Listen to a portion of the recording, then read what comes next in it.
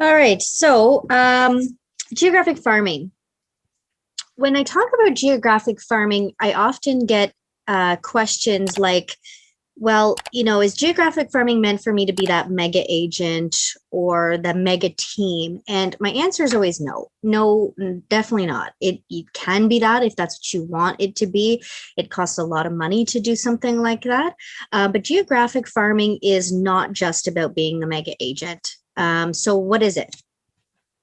It gives you the ability to centralize your listings and your sales, and so that you can narrow down, become an expert in one particular area. Let me just turn off my buzzing there. um, it is a long-term commitment. So it's not something that you're going to start doing and then 3 months later, boom, you have this farm and you're saturated in one particular area. This is a long-term commitment. And when I say commitment, you have to stay consistent. It's the key to building your farm. If you're not consistent with it, it's not going to stick. So if you're going to start farming, know that it's not going to happen overnight. But when you do get there, you're going to start to see the fruits of your labor. So be patient, and it will happen.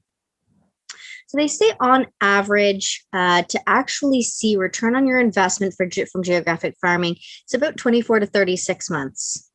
And that's if you're doing at least 2 to 3 touch points in your area per month.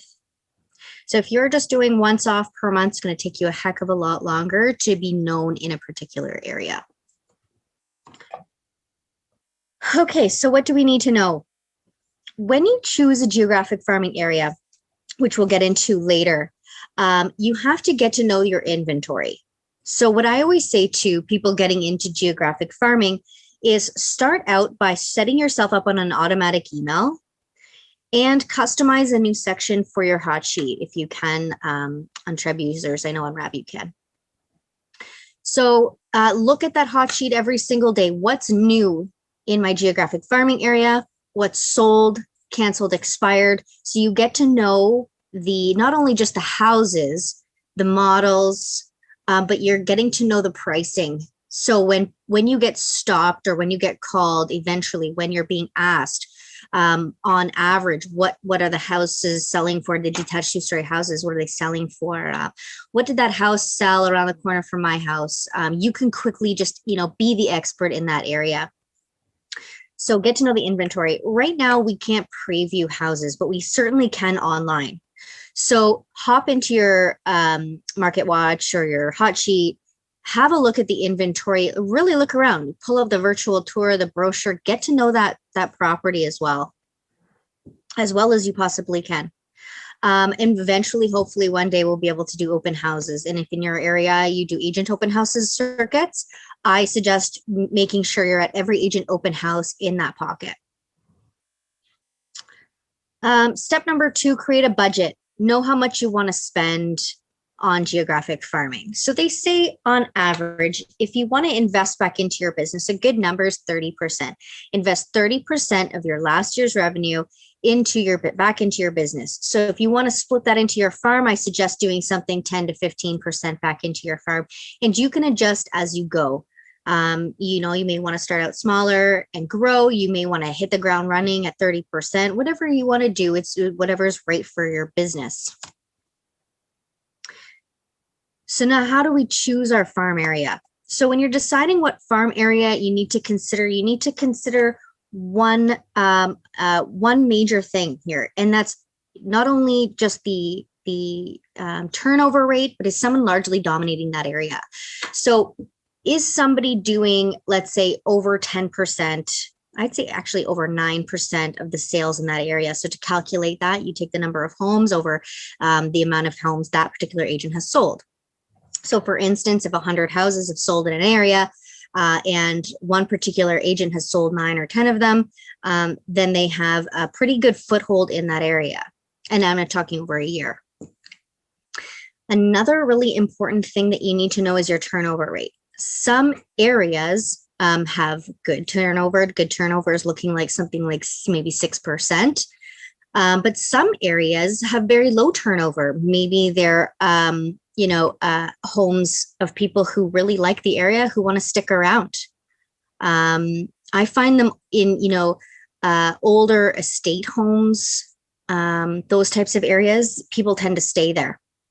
So know your turnover rate. In the same way you're going to calculate an agent who's dominating an area is how you're going to calculate the turnover rate, right? So you take the total number of homes over the number of sales. And I should say, at any point in time, if you're ever considering doing farming and you're going through these steps, if you need any help, just give me a call and we can go through it together. When you're choosing a farm area, I would say choose an area that has a minimum of at least 500 homes. And if you have a fairly average budget, don't go more than 3,000 homes. So you don't want to set your sights too large. Start in an area that you can manage. And as you get foothold, you can grow outward from there. But start somewhere and don't be too lofty with your goals. Be realistic with yourself. Be realistic about your abilities. This will also largely depend on the postal walk for your Canada Post, which we'll get into later in this farming session. So if there's 1,000 homes in one postal walk, so that's likely going to be your geographic farming area. If there's 5,000 homes in a postal walk, we may have to figure out a way to narrow that down. So where you'll see that is new developments in former rural areas that haven't really expanded much. So there's just one postal walk versus being broken up like more established subdivisions or downtown core areas. So building and maintaining your farm. First and foremost, we want to set this aside from your sphere of influence business, your repeat referral business, because this is a different beast. So we're going to kind of separate the two. And if you're using Remarketer, you can do this by using tags. So making sure that anybody you enter into your CRM that is from your farm area, that you tag them, either the name of your farm, you name them farm, whatever you want to name them to distinguish between somebody who's a family member from your geographic farm area. Mostly because if you're going to be sending out targeted emails to your farm, you're going to want to be specific about maybe statistics in that area. So for instance, I live in a town called Binbrook. If I was a part of someone's farm receiving information on just Stony Creek, it would be irrelevant to me. So I want to make sure, you want to make sure that the consumer that's receiving your let's say your email pieces is getting information that's relevant to them. So keeping them separate. So you can do that through Remarketer, through tags, or maybe you want to use like Hub 21 for your farm area and just keep Remarketer for your sphere of influence, your repeat referral business. Whatever you decide, however you want to set it up, it's totally up to you and how it's going to work for your business. The next thing you need to know is, or need to figure out, is what are you going to do to develop a presence in your farm? What are the activities you're going to actually do here? And my suggestion is a minimum of 2 touch points per month. So some examples of activities that you can be doing in your farm. You can be doing a monthly mail piece. There are companies that do newsletters. You can do a monthly mailer through Joseph in our marketing department runs the farming postcard program. So contact him for information on that. Bench bus ads that are in that particular farm. So maybe if your farm area doesn't have bench or bus ads, don't do it outside of the farm. Make sure you're doing whatever you're doing is inside in the farm. If you want to expand your farm at that point and bring it outward and you get a bus ad or a bench ad at that point, but start making sure it's in your farm. Email blasts specific to that area. So if you want to send out maybe a monthly email to the farm that's localized statistics. So for instance, Binbrook. For me, Binbrook, we don't have any or many at all condos. So it would be detached, 2-story detached bungalows, townhouse, semi-detached, statistics in that area.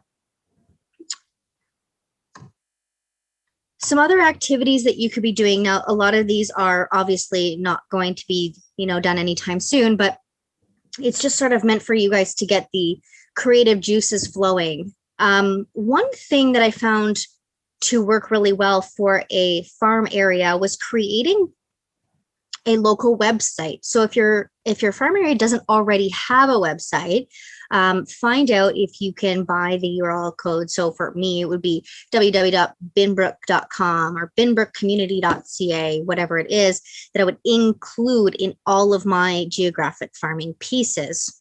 In there, you could do things like support local events, garage sales. You can connect it to, so properties for sale, you can connect it to IDX to only do that area, I believe. Don't quote me, but I believe you can do that. And then that way you're able to promote any activities that you're going to be able to, that you're going to be doing in that farm area. So for instance, you can organize an Earth Day cleanup. So where you get some volunteers together, you provide bags, gloves, pick up sticks, maybe have a coffee, hot chocolate station, you clean up the community because it's not self-serving, it's giving back. And it's a great way to meet people and have conversations just about the community. So I've listed some other activities, and this whole presentation I will post to the drive so that you can extract any information from it that you'd like.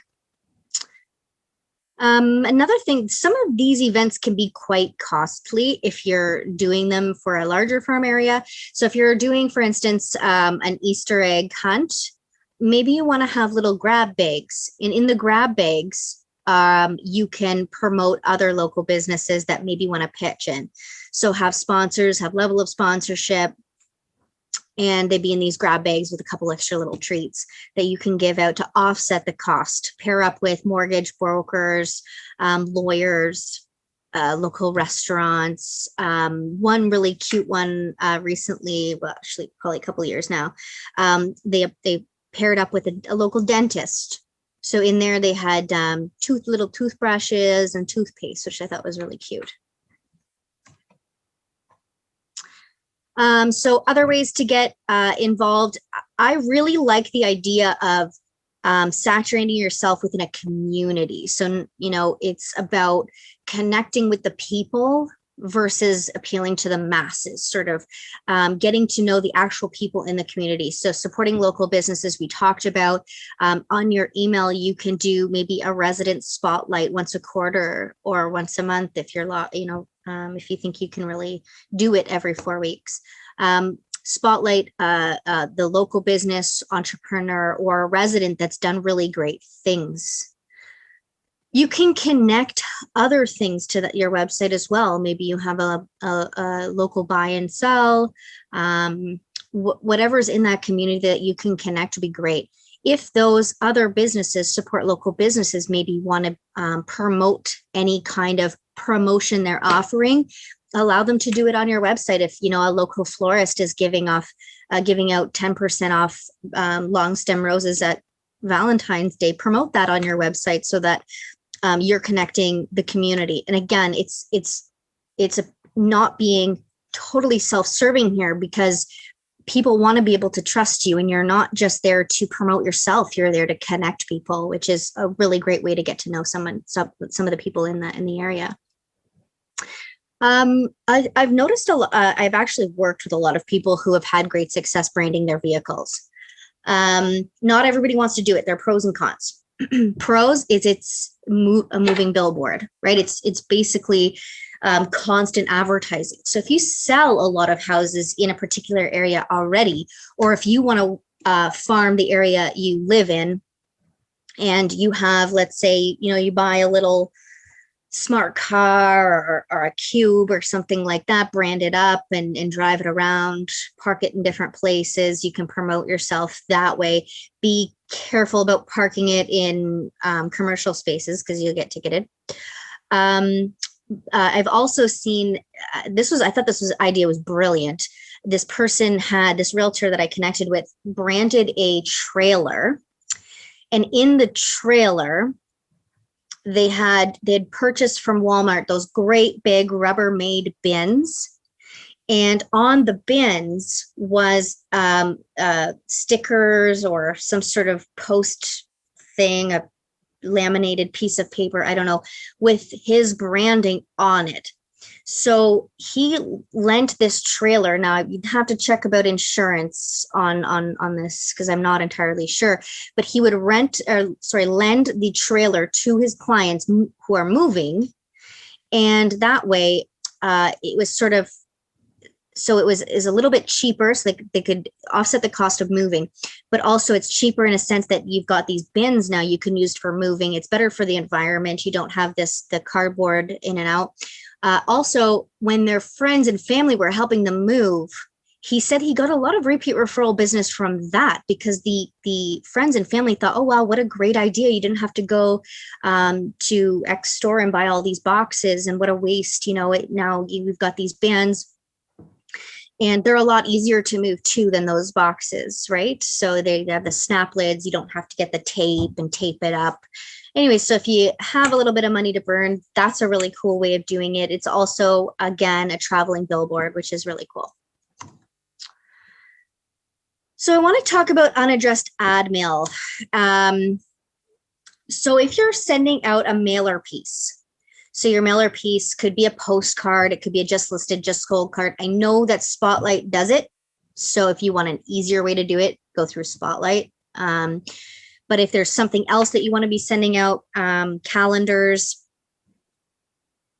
an information piece of any kind, you're going to want to use Canada Post unaddressed ad mail. So I'm going to exit my presentation. I'm going to post this about the unaddressed ad mail into the drive, but I'm actually going to go into the Canada Post just to show you how to do it. So the step-by-step instructions will be on this presentation for you to reference back. So if you're not a TREB member, use this link for my presentation.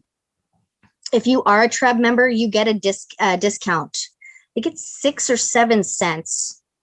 So it's quite significant. So go into members, and then you go into products and services. In here, you can go into Ad Mail Canada Post, start your order, and you're going to get this pop up here. So you're going to start by filling out this form. So I'm going to fill out, I'm just going to put, my area. Title your piece. It's a standard size piece. Put in your information. Click next. Make sure your drop-off date is when you're going to be dropping it off. You can't drop it off before. If you say that you're dropping it off in 3 days from now, you can't drop it off tomorrow. It has to be on or after the date. But also, the postal walks can change overnight. It's actually happened to me before. So if you're going to say you're going to drop it off today and just get it out of the way, because I've forgotten before. I left them in my car, and 3 days later I go to drop them off, and perhaps the postal walk has changed. Oh heavens, what have I done here? Hold on. Wait 1 second. All right.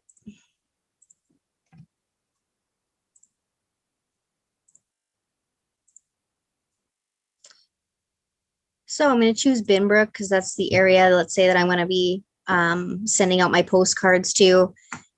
Just remember in advance, because you may forget, here in the Create My Order section in the top left-hand corner, take note of where you're going. This is where you're going to be dropping off your items. So this address right here, this is where you're going to drop off your items. Take note of that in advance. So let's say I want to just target houses in my postal walk, and I know that I want these 2 areas. How do I know I want these 2 areas?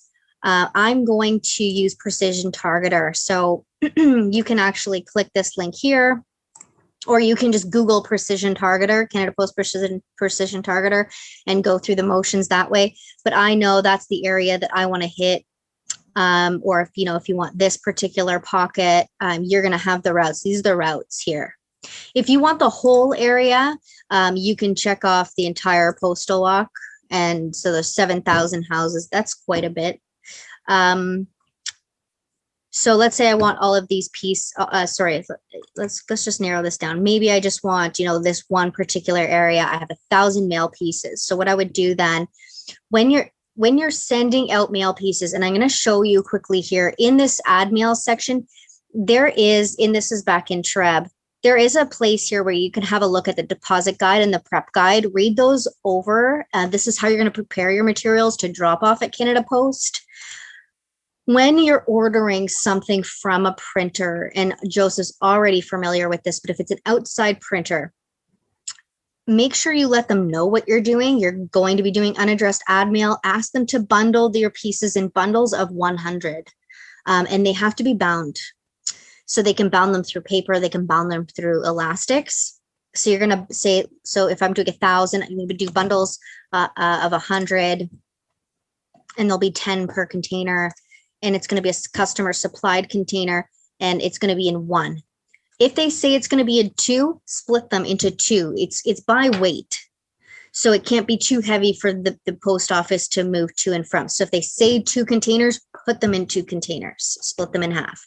If they say 1 container, fit it in 1 container, not in 2, because they're going to give you 1 packing slip. Then you're going to hit next, and there's your total. So it's 10 cents an item, 10.9 cents an item. And you're going to fill out your credit card information, etc. here, check off that you agree to the terms and conditions, click next. From there, you're going to get 3 slips and 1 packing slip. So 4 pieces of paper. The 3 slips, out of the 3 slips, there's going to be 2 at the bottom for your signature, and there's going to be 1 packing slip. Take the packing slip and tape it right to the box. You're right to your package. The 3 slips, sign 2 of them, bring all 3 to the post office with you. And once you go there to the drop-off center, the distribution center that's noted right here, actually, this delivery outlet, they'll help you along the way. You just let them know you're new. I'm new at doing this. Can you tell me what to do? And they'll take the slips and they'll stamp them for you. Those are your receipts that you've dropped them off. They've been stamped that they've been delivered. So if ever you need to reference back, you have the stamped receipts, and then save those as well, because those are going to be expenses for you. So that's how to do mailer. That's how to do mail drop off. So it's quite a bit of work actually to do it. So you have to be really committed to doing it. If not, pay a company to do it for you. Could be easier for you that way. If you're going to be tracking, for me, when I first started doing farming, I wanted to see how I was doing, how I was doing comparatively to my sphere of influence. And I did this for other businesses as well. So we're tracking where your business is coming from mostly. So if you go into your Google Drive, you can actually create, they call it Sheets, Google Sheets. You can create a spreadsheet. And I sort of did one yesterday. We talked about the Google Drive and how to use it on one of my talks yesterday. And one of the ways I utilized this was to have a look and keep track of my goals. So if you have GCI goals, you can create little charts and look at them every day, stay on top of where your business is coming from by area. So I've created a nice little chart here and did all my different areas. So as I can see here, the majority of my business is in this central location. So I'm hoping then to set goals. So if this was the end of the year and central was my farm area, I'm hoping maybe to increase it by 5%. So that could be a good goal for next year. And then you can keep track of it. It keeps you focused on where you currently are and where you're going to be going. So yeah, just a good way to keep connected. So I'm just going to look at the chat box now. And if you have any questions, raise your hand and we can kind of go through. How can I find the information about a realtor who dominates an area? So this question is from Pauline. That's a really great question. So if you're choosing a farm area, have a look at the number. So what you would do is you go into your search. I'm using RAB right now. I can do Treb if you want me to. But you would go into, let's say, solds and go 365 days, and let's choose an area. So again, I can choose, let's see here, I'm going to choose Binbrook area. So if I want to narrow down exactly, you know, the specific farm that I'm choosing within Binbrook, so I'd go into, let's say my farm is this little pocket right here. My little, maybe that's my farm there. Here are the sales. I would go through each of these sales, and if anybody had more than one, I'd write their name down and start doing a little check tally. And then find out if somebody, so out of these, I have 25 homes. So out of these, if somebody had 3 homes, right? Maybe you're doing a larger area than 25 sales, but you're going to be able to see who's dominating that area. So if somebody in this particular spot had more than five sales, I know that they're dominating that area. Next question, where can we get people's emails? That's an awesome question. So emails are really, really hard to get. So what you really have to focus on is getting connected to that community. So I was doing a farming session with somebody recently, and I suggested doing, and I think actually Aaron touched on it, a town hall. They are doing a coloring contest.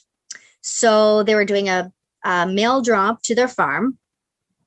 It was a postcard, and on the postcard had a little bit of information about the realtor, but then it also had spring or Easter or whatever coloring contest. See my website for details. They would then go to the website, download, and Debbie's created an actual landing page for a coloring contest. You can download, they could download the coloring page, and then the instructions were to email it to the realtor. So then you've collected an email. There's terms and conditions to submitting the or downloading the form. I believe you have to consent to be contacted. So that's all on the webpage, I believe, that Debbie's created for you. For you guys, if you have any questions, reach out to her. She's there's a way to just add the link to your page. So you have to get creative in finding out ways to get those emails. You can offer. You can do a mailer saying, you know, email me for market stats. You can say, you know, $5 Starbucks, win a $5 Starbucks gift card for whatever reason. So you have to get creative here and figure out ways to get those emails.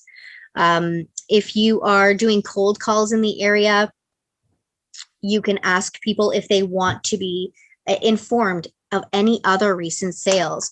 So let's say, so 163 Kinsman sold. If you go into, and I know that Aaron's touched on this before, is telelisting. So if you go into your remarketer under brokerage hub, you've got right there telelisting. So you can go into telelisting and you can cold call that area. You know, this house just sold in your area. If you're thinking of selling, or if you want market specific stats, you can give me your email. I can set you up on an email system, or I can call you, whatever you want. Whatever your dialogue is for cold calling an area, you have to be able to give them information that's relevant. So there's not, you know, you're not calling for no reason. You have to give them some sort of information. That's why I always like to call about sales or listings, and eventually, hopefully, open houses as well. Offer them something in return for their email. So you're going to have to really get creative there.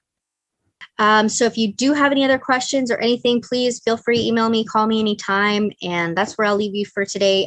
Hope you guys have a fabulous rest of your week, and hopefully we'll see you guys Town Hall Thursday. All right, enjoy. Take care. Thank you so much for watching. If you like our video, please hit the like button, the subscribe, and even the little bell to get notifications, just so you can stay in touch and watch more of these great videos.